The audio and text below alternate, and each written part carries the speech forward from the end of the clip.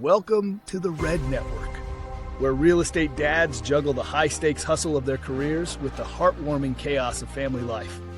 Whether you're closing deals, changing diapers, or chasing dreams, we've got you covered. Join us for stories, strategies, and laughs as we navigate the perfect balance between hustle and home. The Red Network, where real life meets real estate.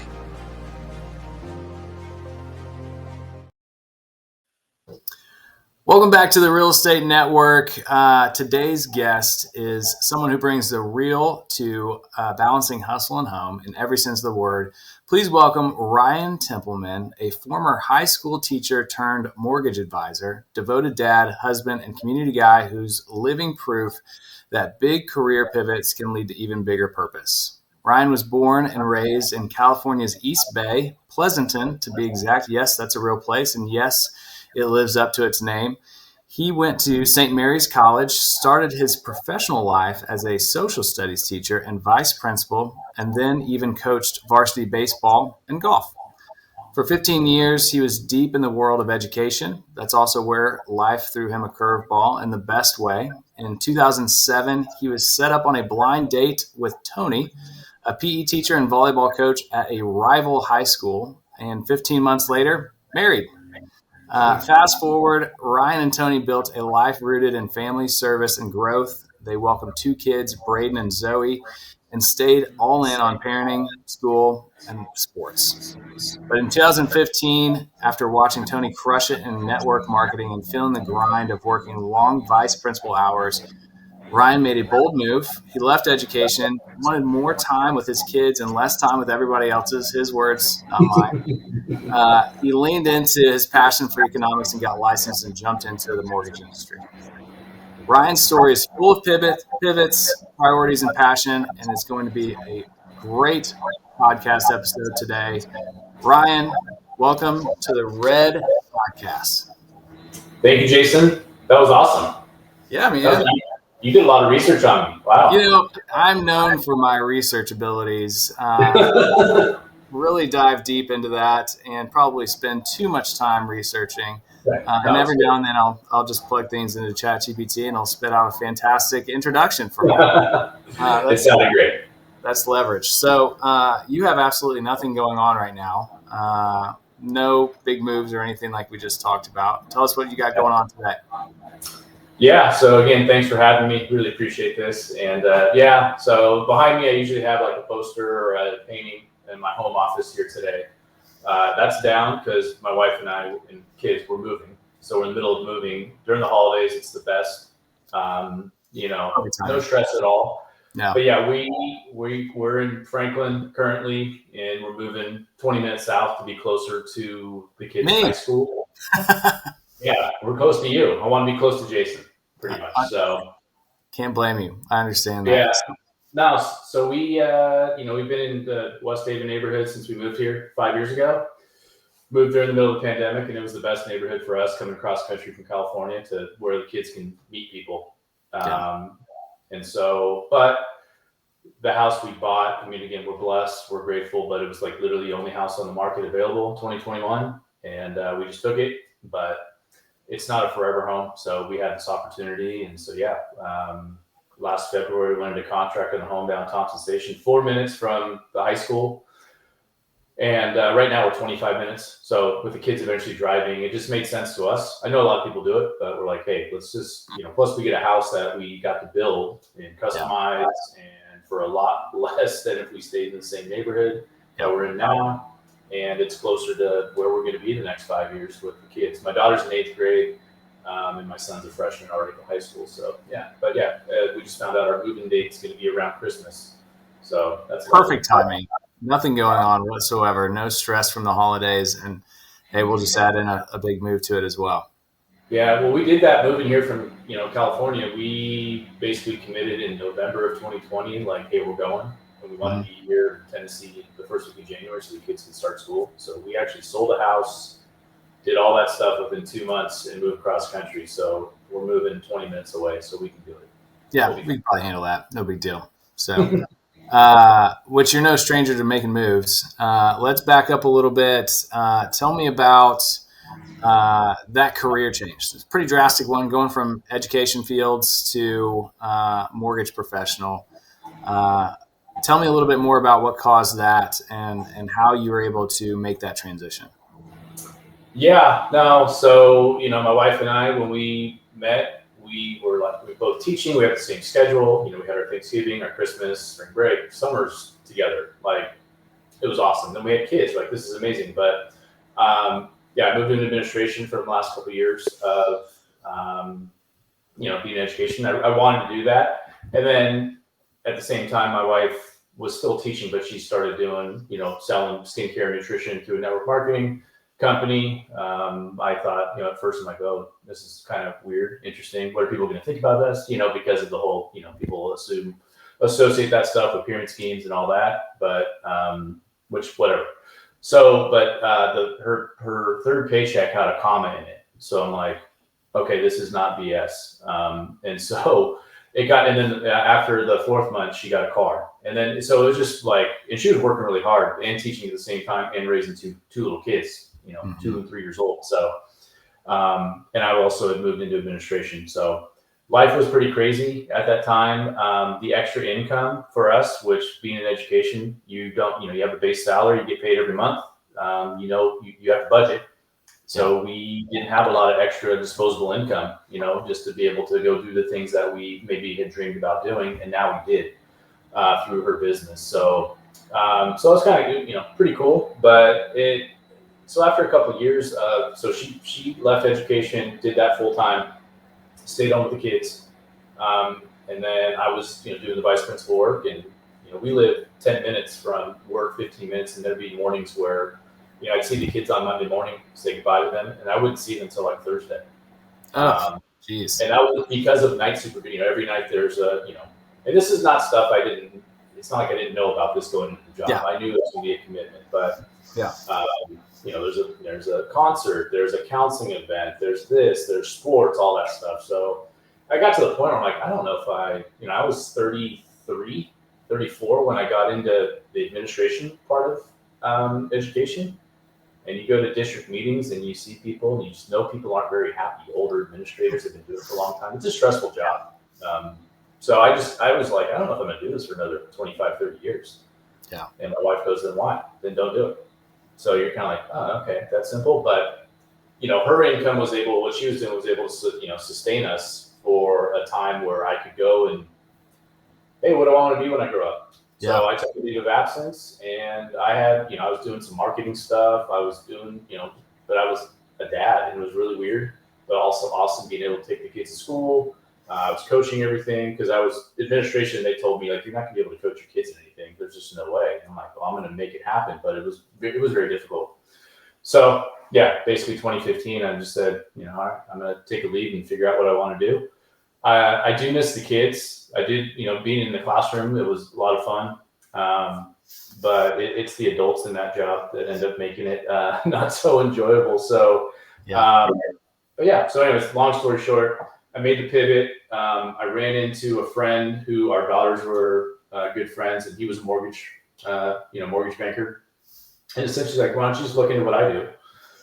And I was teaching mortgage curriculum during the recession of 08, 09. So it was actually, we had a lot of current events to talk about. So I hate to say, like, it was fun to teach at that time because there were millions of people living in despair because, but I had a lot of stuff to talk about with my students, and they were super interested in it. And so I because of that background and, working with a guy that, we coached Little League together, I coached soccer with his wife, I'm like, I'll give it a shot. So that's kind of how it started. But going from a salaried position, and the district that I came from in California is the highest paid in California. So a lot of people thought I was absolutely crazy. Yeah. We are vested in our pensions though. So we will get pensions from those jobs. I made sure my wife stayed long enough so that we can, even though she wanted to quit. Smart. Yeah. So we'll get pensions, but yeah. So we went from literally, what you're going to make every month to now in our jobs, you and I both. No clue. We wake up unemployed every day. Yep. Every day. Yeah. Doesn't that take kind of a special type of person to willingly wake up every morning unemployed and you got to go hunt? Like, I think to us, like, it seems very normal and logical, and like, Yeah. I wouldn't do anything else. And I talk to others and they're like, that sounds awful. Yeah. I mean, obviously, there's any job, there's days where you're like, this is totally terrible. Yeah. But yeah, I mean, I think for us though, with what we do, we really have to, your kids are getting older where they probably pay attention now. We're like, you're on the phone or I'm on the phone, I'm taking a call at dinner time or on Sunday or Saturday. But then to try to tell the kids like the return on that investment with that phone call, that was a 10-minute phone call, but that phone call paid for our vacation. Right. Or, so, but no, 100%. I mean, I think a lot of people still think I'm crazy for what I did.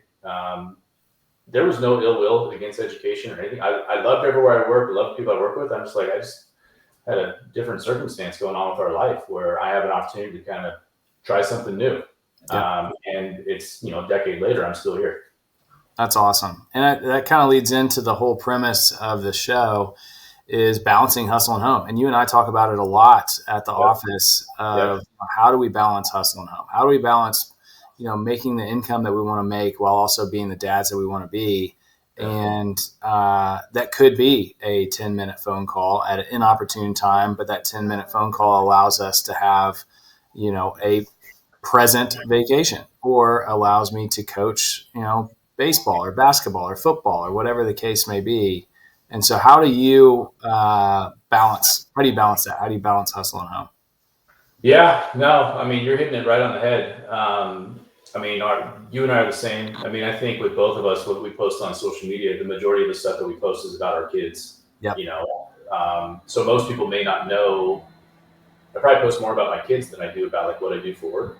Yeah. It's a way that we get business is through our social media. But, I told my wife, I go, if we don't hang out with anybody other than our kids for the next 5 years, like I'm good with that. Like we got a short window. So I'm going to, that's the cool thing about this job is, we get to kind of do, for the most part, make our schedule around our family.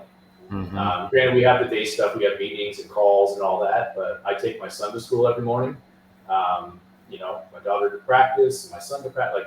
Like I want to be there as much as possible. It has nothing to do with like, that was never anything that never happened to me as a kid. My parents were amazing.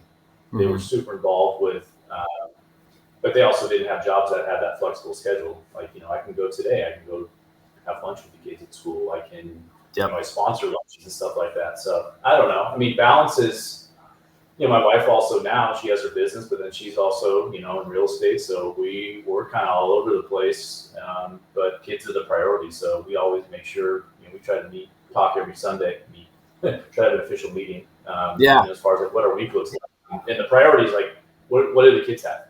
Mm-hmm. And then how can we change things so that we're there or present for something? So I don't know. They come first. And I think a lot of the, you and I know a lot of people that we all interact with or work with are very aligned in that. So I don't know if there's never going to be a perfect balance, but the ability to do a lot of different things on top of work in a day is awesome. 100%. And I think it's, very rarely are you able to start that way. Usually there's some lead up. Usually there's some foundation that's needed to be built. Like I didn't always have the flexibility that I've got right now. There's definitely a time where I was working 25 hours a day, 8 days a week with the idea of, okay, well, eventually I won't have to do this and I'll have some more control over my hours. Whether it's putting in that time foundation to build up enough business, or if it's, finding the leverage in place to where you can leverage some things out that need to get done, but maybe not necessarily by you, so that you can be present. And like you said, making sure that you're coordinating at the beginning of the week or on your calendar or whatever, to where you're being proactive instead of reactive. And here's the days that we have practice. Here's the days that we have games. Here's the times that I need to block out. And then I'm able to fill in around there. Because, hey, I want to be at practice. I want to coach football. I want to be at the soccer game or the baseball tournament. And I can't do that if I've already booked over it because I didn't have it on the calendar. Exactly. So, that's the priority. So don't want to miss out on that stuff. And my son stopped playing soccer last year, and it's like, for me, it's like, oh my gosh, I was a soccer baseball guy. He's doing track and field. He's super involved in that, very successful. But the point is that this window is going to close soon. Mm-hmm. So we have 5 years left with the kids at home, assuming that they both go to college. And so, anything that relates to them. And they like us, we think, Yeah. they like us. They hang out in the rooms more than they do with us. So anytime we're all downstairs and we're all in the same room, like, I actually get excited. I'm like, oh my gosh, look, like, stop, look, we're all together. And they like, shut up, Dad. Yeah. Because they like us. They're at that age. And I think also, like, if you put in the time at the beginning and you're very purposeful with that time and you create that strong bond and foundation, then, you're going to get into the teen years. You're going to get into the my parents are idiots years. Like, there's no getting around that. It's just the circle of life and the phase that they're going to be in. Yeah. But then they come back because they're going to know, like, like, they were idiots, but they're not so bad. And, like, I want to hang out with my friends, but, like, my dad's pretty cool too. And so making sure that you're putting that time in now, because if you don't, then it's less of a tether for them to come back in the future. Yep. No, 100% agree. So, but they're, every time, like, we're going to go to dinner. Can we bring someone? Or can we bring someone with us? And it's like, okay, sure. So it's all good. It's phases. We did the same thing when we were kids. Then I go to college, and then I became my parents' best friend again, after trying to spend as much time with other people other than them. Yeah. Yeah. And I think also kind of being that house that they want to bring friends to dinner or want to bring friends over to the house. And, correct. In today's world is a very strange one. And so I'm also a control freak, and I can control my house, and I can control what happens at my house and the conversations that are had at my house. And I can't control those at other houses. And so making sure that your house is one that the kids want to be at, but also that they want to invite their friends to, is going to be important too. And that's the added motivation for the new house is this would be a place, we want the kids to hang here. Right now, our house is not that. Someone else has a cooler house, bigger house, all that, whatever. So I'm like, I get it. They have more stuff to do. Right now, our house is filled with boxes, so it's not very fun for anyone to come over. But the motivation for the new house is like, we want you, bring your friends over, or we'll cook dinner, all that. Or then when they go to college, you bring your teammates, your roommates, whatever. Like, you have a place to stay. Because right now, like, anytime we have a visitor come to this house, we have to kick my son out of his room. Which he loves. We bought this house. I was fishing in Alaska with my dad when we bought this house. So we lost on all these deals in 2021 when rates were going low, but everyone was overpaying. And so we started losing out. We were offering over too, and then all of a sudden these houses were going for more than what we're offering. I'm like, oh my gosh, I thought we left California. Like, what? Yeah. And I was fishing in Alaska with my dad, and Tony emailed me. She goes, "Hey, this one came available today." I didn't even look at him. Like, just go ahead and make an offer. So we wanted to stay in this neighborhood. Then after I got off the boat, saw the picture of my daughter jumping, like, hey, we got it. And then it's like, oh, it's not even like close to what we need, but it got us in the neighborhood. We've made money. We're going to rent it. It's long-term. This will be great. So everything happens for a reason. That's fantastic. Going back to the business a little bit, and you were able to, we both went from one career to the next. Very rarely do you start in real estate. I mean, it's typically a field that you're in a different career and looking for something more, something different, and you get into real estate from there. There's a lot of people that I know. There's a lot of people in our office that are a dual career, like looking to make that transition or thinking about making a transition. What advice would you give to that person, whether getting into lending or real estate in general, or just making a career change? You've done it successfully. What would be some advice that you would give for them? I think one of the things it depends on what career you're coming from, but obviously we're in a job where, when you start out, you're having a lot of coffee meetings, a lot of coffee appointments. You're trying to meet and meet. I'm trying to meet with every realtor in town, every title person, every whatever. But I think don't be afraid of no. Don't be afraid of hearing no. It's awful when you get rejected. You're going to get rejected, especially when going to a job where you're in sales or commission. You're just working, you're interacting with so many people. I think just don't be afraid to hear no. And also, I think, I don't know, I know people that they'll pivot, and then they'll just the assumption like, I got a lot of friends, so they're going to use me as my agent or as their lender. Like, you can't just make assumptions like that. So it's a grind. I mean, it's gonna take a while. I mean, for me, I would say after year 2 is when my business started just to kind of be on cruise control. That's a lot of coffee appointments I had. That's a lot of, networking meetings. So I just think, like, just to make sure you have realistic expectations going in, with the goals that you set, making sure, obviously, I want to sell 20 million in my first year, and that might happen. But I think it's also what you have to focus on is the small victories. The fact that this person took my call, this person met with me. Not like, hey, I'm going to get a deal from them right away, or someone called me about a refinance. There's people that started my business. I mean, we're on the broker side, which is we kind of are, independent, and you don't really have the hand holding because we've been doing the business for a long time. Sometimes in the banking world or retail, like, you kind of have that built into the company. Like, they'll take on newer people and kind of coach them throughout the whole thing. And I think that's a really good place for a lot of people to start.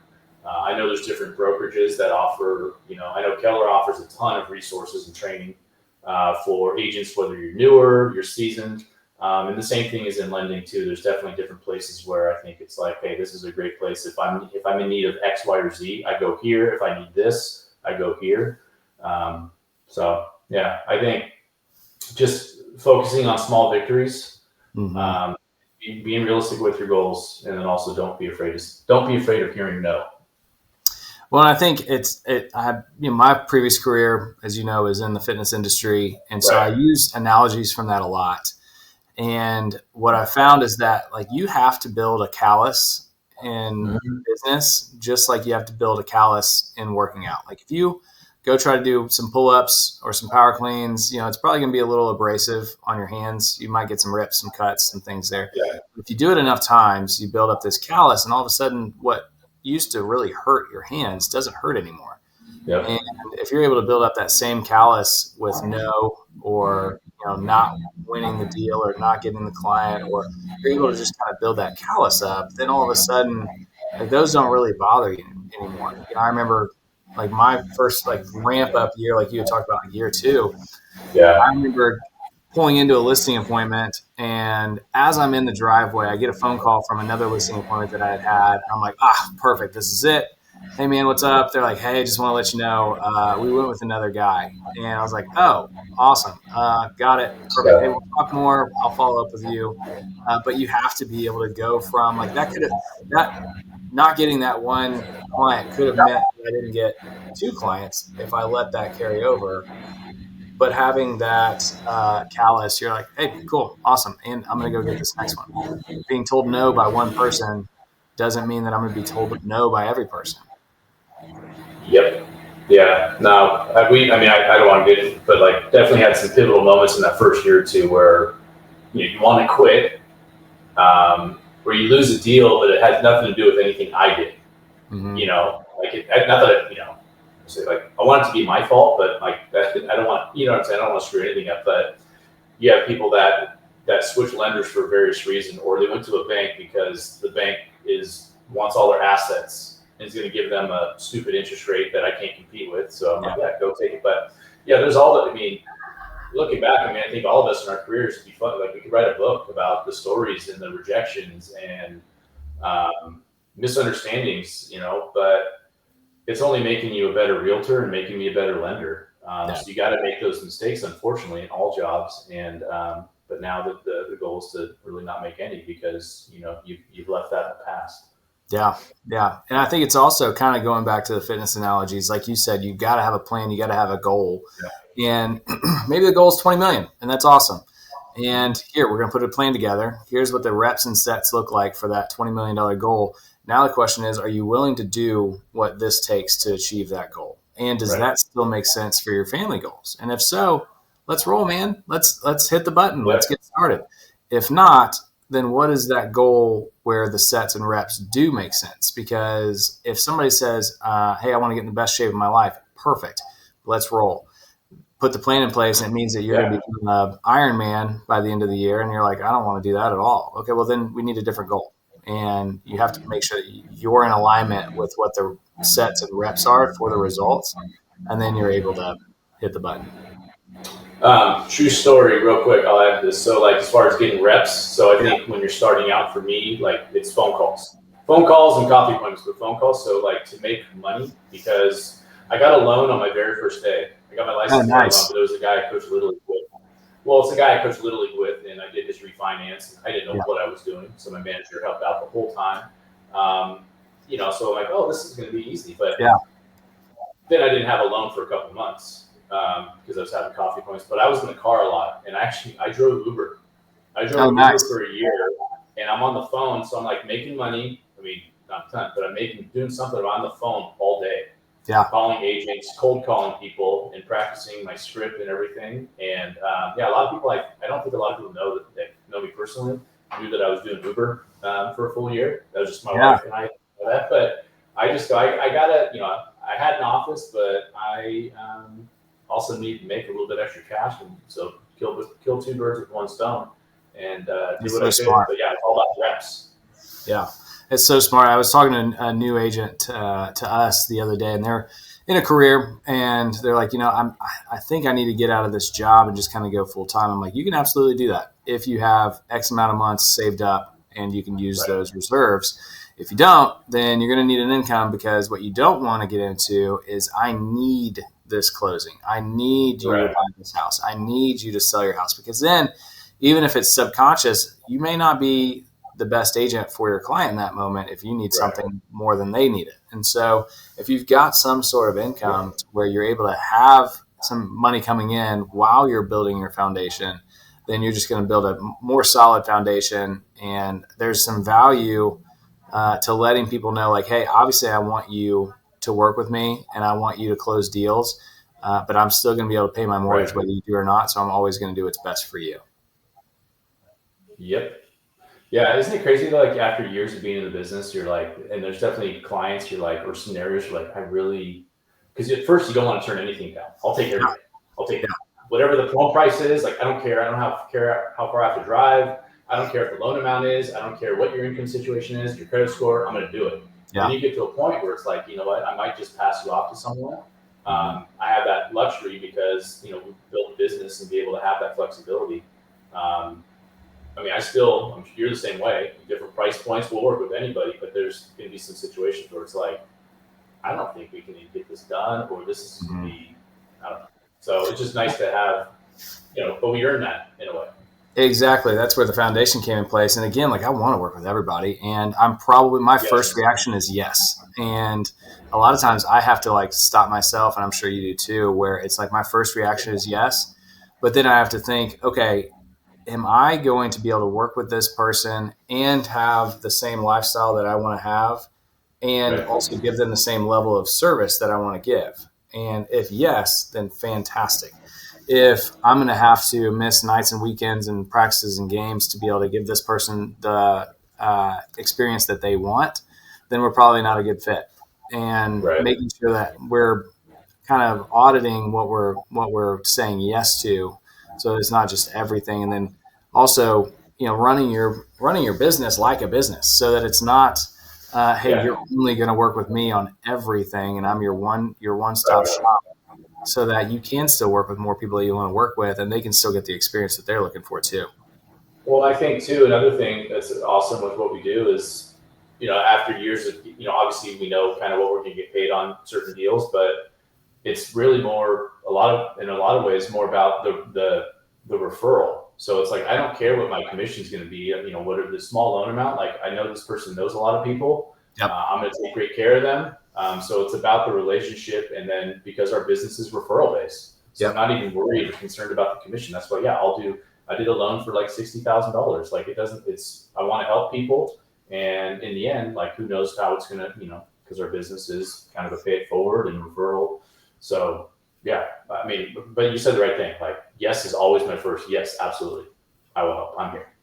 Yeah, and the way I may help is by connecting you with a better fit for the activities that you need. Exactly. I'm going to help. And what's funny is about like the referral piece and saying yes to everybody. I talked to another agent. I won't say their name. I talked to somebody the other day, and they're like, "Yeah, I'm not going to take anything under $1 million." And I was like, "Okay, I mean that's great, and that's your business model, and you're very successful, and I love that."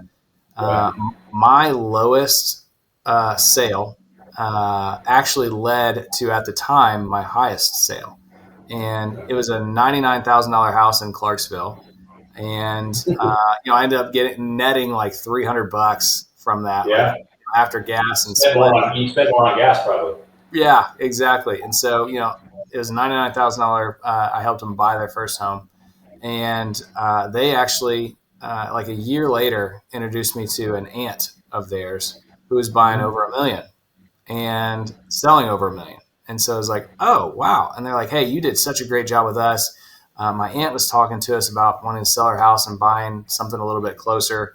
And, I think that you need to talk to her. I'm like, fantastic. And so if I would have just said like, hey, thanks, but no thanks, this is not enough. Or maybe I said yes and then didn't give them that same level of service that I would give to everybody else. I'm not getting that referral.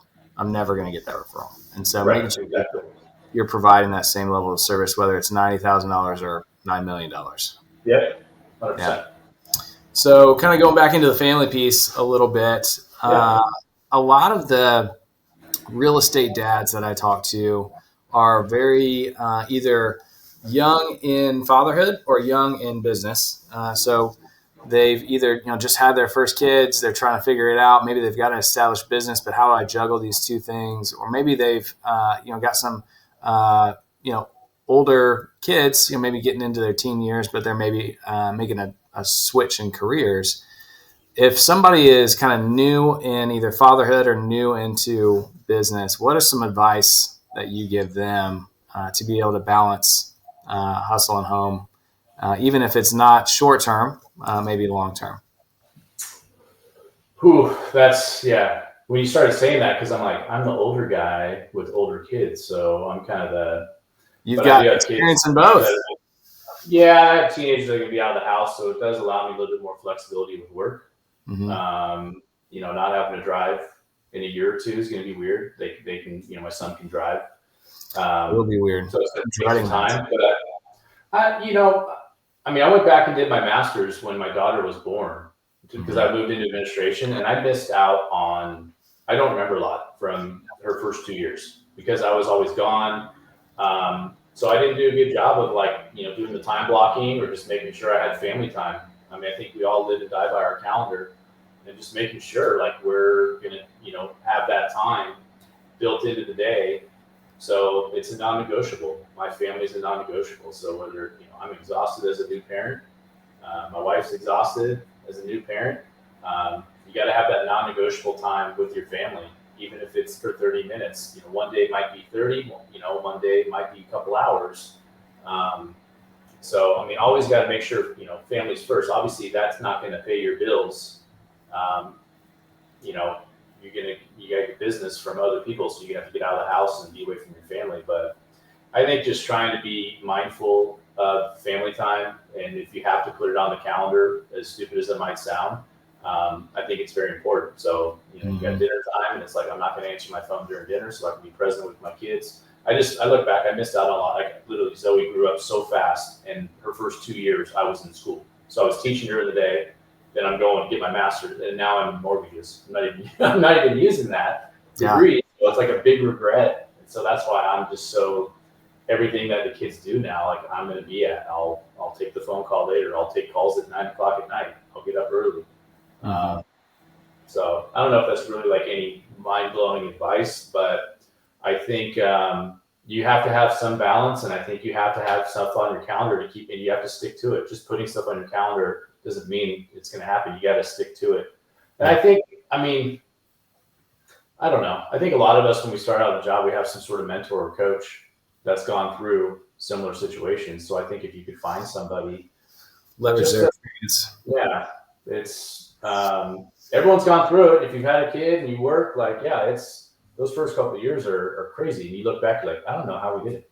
How did we do it? We do it. But I think if you're going to have a flexible schedule like we have, where technically we can if I'm going to start my day tomorrow at 10 o'clock because I have phone calls at home or I'm not, or whatever, or my kid's got something at school, like I can do that. Just making sure that they're always the priority. Yep. Yeah. And blocking around them. Yep. Yeah.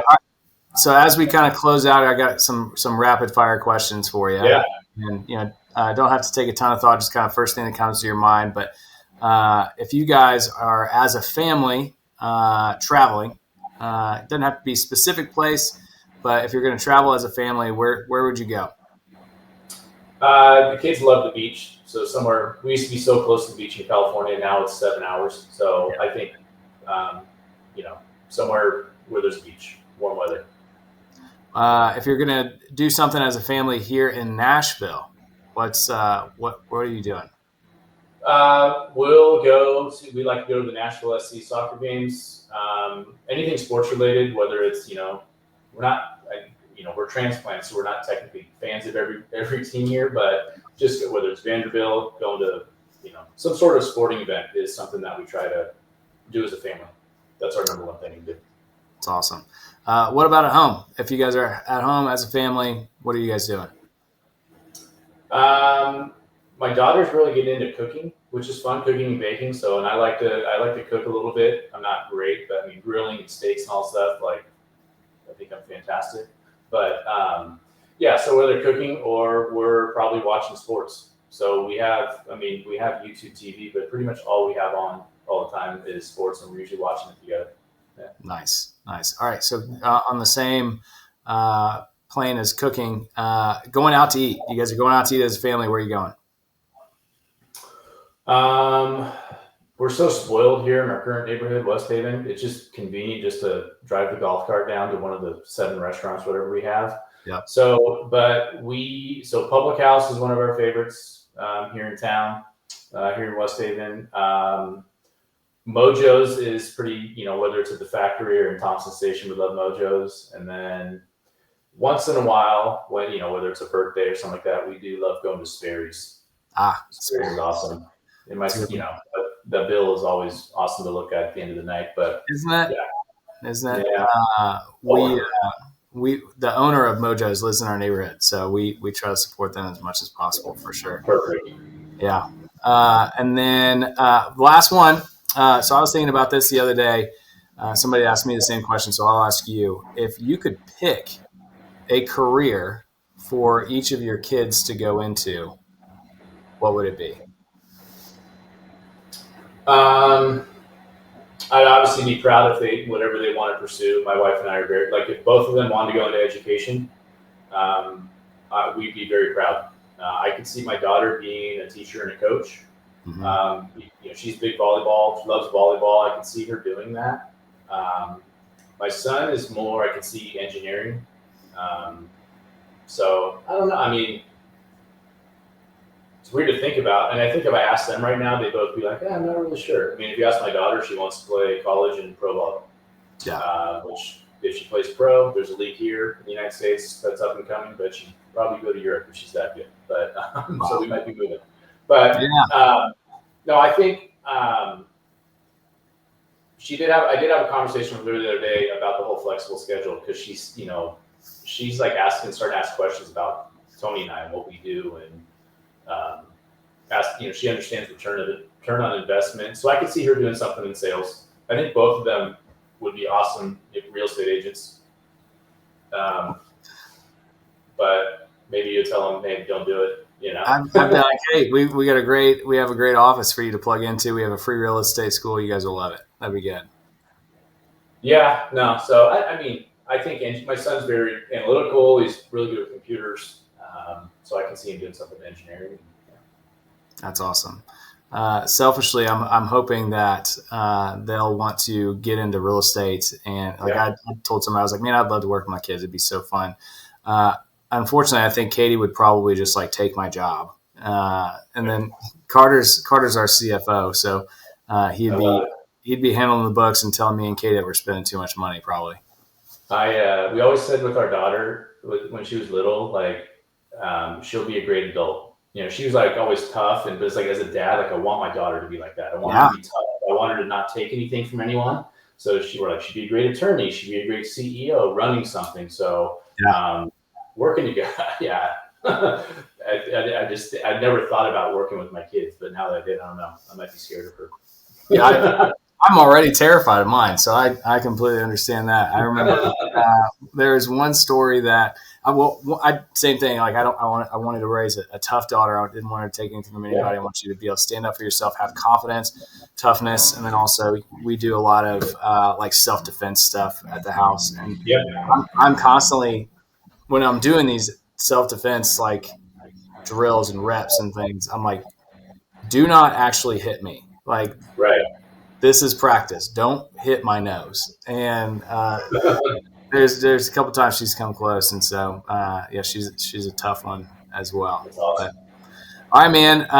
As always, I appreciate your Thank time. you. Great conversation with you. Appreciate hearing how you have made the transition from one career to the next and how you're balancing hustle and home. So until next time, appreciate you all, and we will see you on the next episode.